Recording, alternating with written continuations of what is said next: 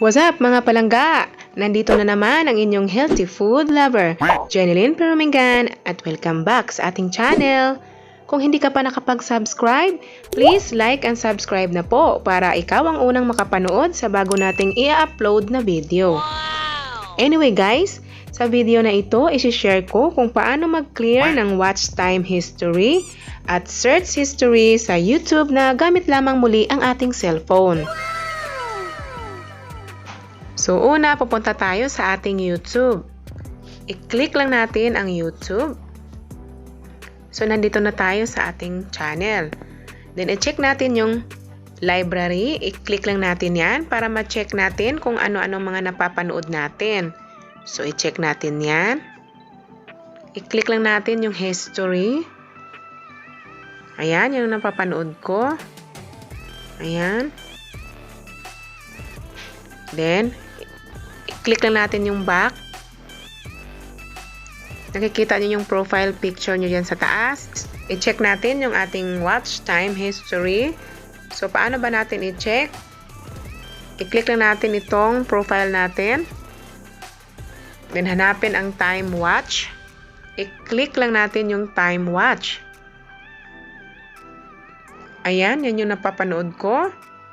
Ayan, yung Thursday, and then, ngayon, 37 minutes, last 7 days, today, 4 minutes lang, and then last 7 days, 37 minutes. So, i-click natin yung watch history. Click lang natin yan. So, ito yung napanood natin nung nakaraan. May nakikita kayong tatlong dot. I-click lang natin yung tatlong dot. Or i-press natin. Then, nakikita nyo yung history controls.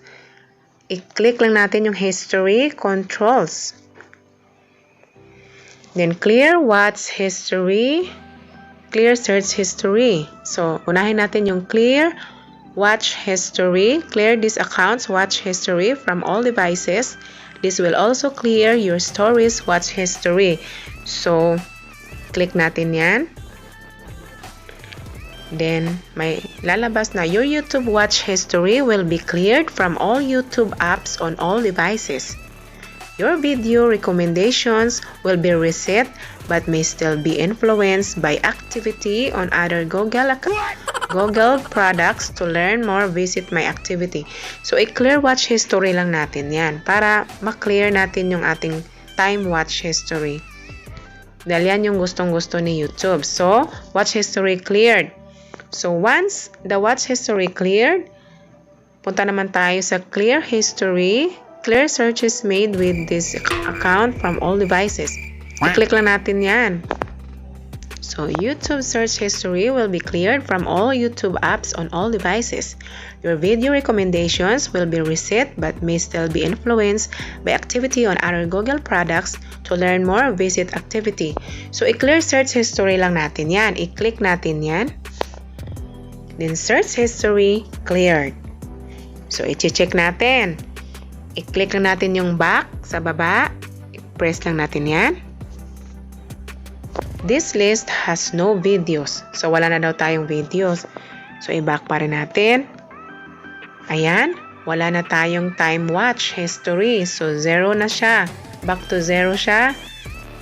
So, malinis na ang ating channel. Then, ang history natin.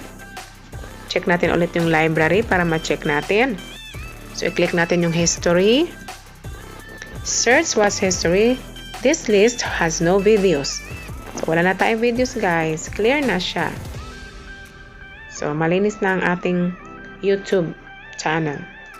So, that's it for today guys. Sana ay may natutunan na naman kayo sa ating munting kaalaman.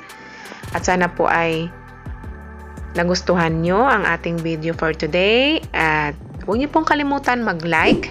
At syempre po, paki-subscribe naman para lagi kayong updated sa ating bagong video na i-upload. So, thank you for watching guys. Ingat po kayo at God bless us all. Thank you.